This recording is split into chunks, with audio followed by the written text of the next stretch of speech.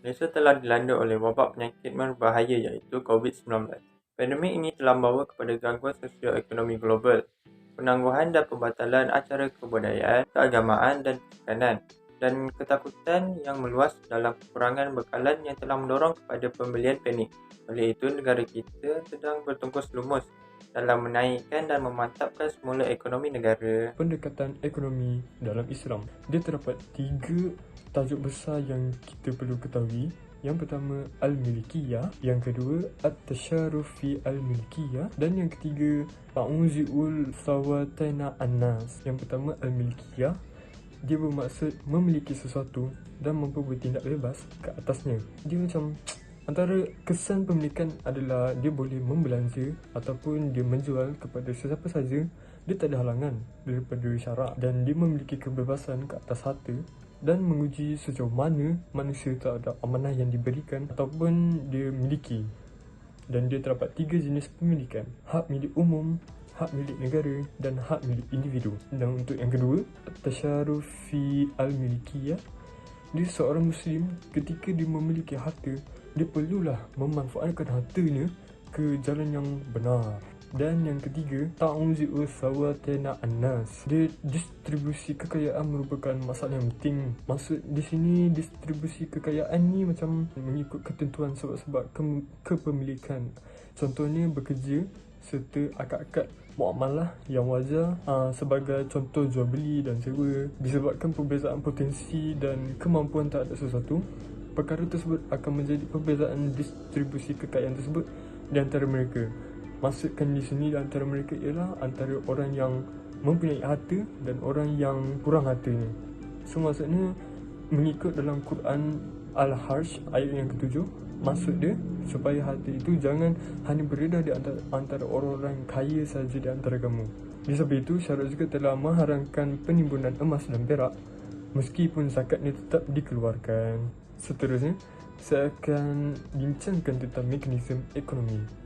Mekanisme ekonomi ini terbagi kepada 2. Mekanisme ekonomi dan mekanisme non-ekonomi. Mekanisme ekonomi adalah mekanisme aktiviti ekonomi yang bersifat produktif, efektif, berupa berbagai kegiatan pengembangan harta antaranya dalam akad-akad muamalah dan sebab-sebab kepemilikan. Mekanisme non-ekonomi adalah mekanisme yang tidak melalui aktiviti ekonomi yang produktif seperti mekanisme ekonomi yang telah saya bincangkan tadi, tapi dia melalui aktiviti non-produktif seperti pemberian hibah, sedekah, zakat dan bentuk-bentuk yang lain. Mekanisme non-ekonomi melengkapi mekanisme ekonomi iaitu dengan mengatasi kekayaan yang tidak berjalan dengan sempurna.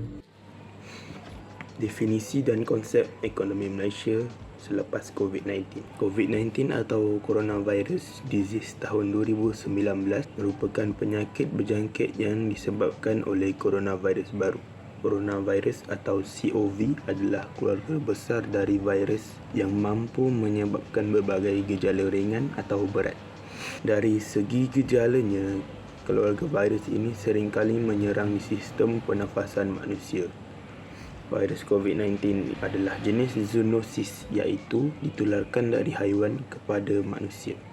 Memburuknya wabak virus COVID-19 ini sehingga mengharuskan pemerintah mengambil langkah dan tindakan untuk menerapkan penjarakan sosial atau social distancing, memakai topeng muka dan mencuci tangan dengan sabun bagi menghadapi pandemik COVID-19. Langkah-langkah ini merupakan beberapa usaha pencegahan dan pengendalian infeksi virus COVID-19. Bagi mencegah wabak COVID-19, aktor-aktor antarabangsa seperti negara-negara dan institusi antarabangsa telah mengeluarkan belanja yang besar untuk memastikan kecukupan sumber material dan tenaga manusia di setiap peringkat. Majoriti perbelanjaan ini merupakan perbelanjaan yang di luar jangkaan.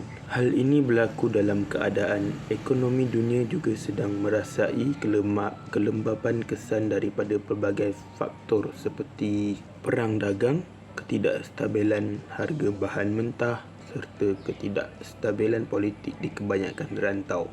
Akibatnya, beberapa permasalahan baru terbit dan dijangka membebani ekonomi global secara umum.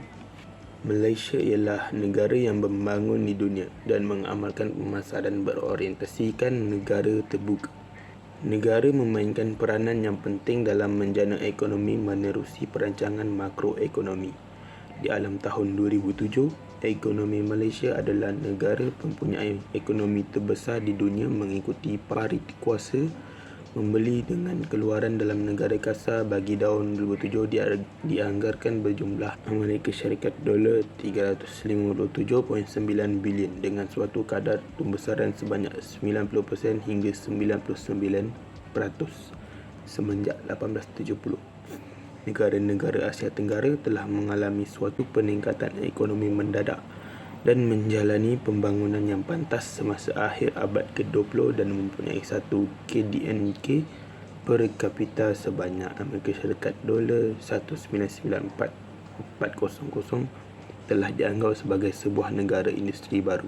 Ekonomi Malaysia telah terjejas disebabkan oleh langkah Perintah Kawalan Pergerakan iaitu PKP serta penutupan sempadan bagi mengawal penularan wabak COVID-19. Semua sektor ekonomi dan pelaburan asing di Malaysia menerima kesan negatif sehingga ramai penduduk mengalami pengurangan pendapatan malah kehilangan pekerjaan. Taraf sosioekonomi penduduk Malaysia berubah secara drastik dan memburukkan lagi masalah kemiskinan di Malaysia. Pendapatan negara juga telah berkurang sedangkan kerajaan menyediakan peruntukan yang besar bagi membendung pandemik COVID-19 serta merangsang semula aktiviti ekonomi negara.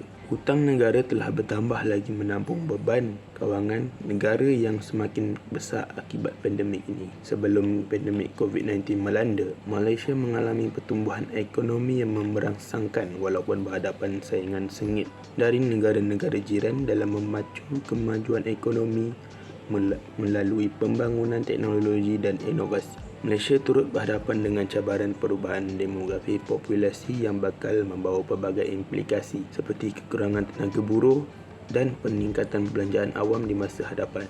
Soalan kajian yang pertama, apakah kemajuan sosial perusahaan kecil dan sederhana PKS yang terjejas ekonominya akibat COVID-19? Kini para peniaga kecil sukar untuk mempromosikan produk mereka.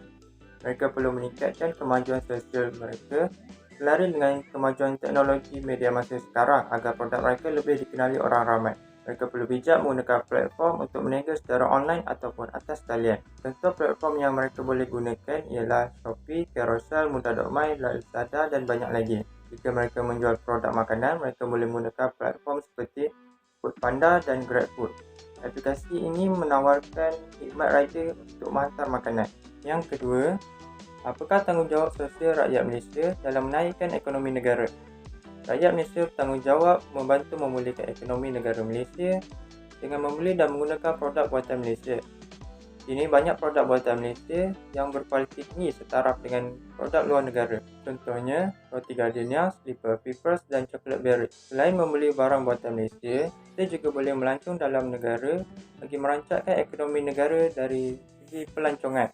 Negara kita mempunyai banyak tempat yang menarik untuk dikunjungi seperti Casabrina Vacation Villas di Pahang, Dusun Bonda Resort di Selangor dan Rumah Kebun Semungkis di Selangor. Hikmah yang dapat diperolehi selepas berlakunya wabak COVID-19 di negara kita adalah yang pertama, sektor-sektor pelancongan telah pun dibuka. Sebagai contoh, lapangan terbang, custom, hotel, pusat memilih belah dan sebagainya. Hal ini memberi banyak kesan yang positif kepada rakyat, tidak kira kaum dan bangsa. Selain itu, selepas berakhirnya wabak COVID-19 yang menurun, banyak pekerjaan yang boleh diaplikasikan.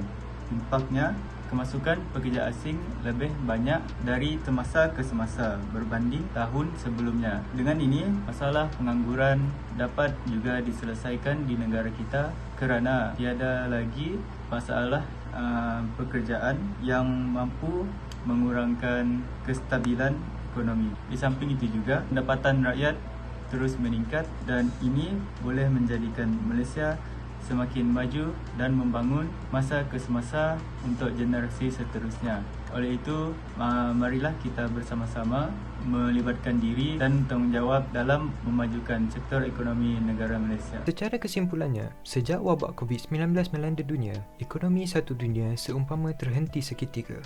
Tetapi dengan langkah-langkah yang diambil oleh kerajaan untuk membangunkan semula ekonomi negara Malaysia serta bantuan rakyat yang terus bersikap positif sepanjang huru-hara yang berlaku, negara Malaysia akan mengembalikan kestabilan ekonomi di dalam negara. Dengan menggunakan kemudahan yang terdapat pada zaman yang serba moden ini, rakyat Malaysia dapat menggerakkan ekonomi negara seperti menggunakan laman-laman sesawang untuk mempromosikan barangan buatan Malaysia serta dapat membuat pembelian secara atas talian. Selepas kerajaan beralih ke fasa endemik dan membuka semula sektor-sektor seperti pelancongan dan perdagangan, ekonomi negara dijangka akan meningkat secara mendadak. Dengan kajian ini, kita dapat lihat yang kesemua pihak telah mengambil secara serius kepentingan ekonomi negara. Walau bagaimanapun, semua ini perlu dikekalkan sehingga ke masa hadapan jika kita mahu mengekalkan kestabilan ekonomi. Kami berharap yang pihak yang terlibat dapat menjalankan tanggungjawab masing-masing untuk memajukan ekonomi negara kita.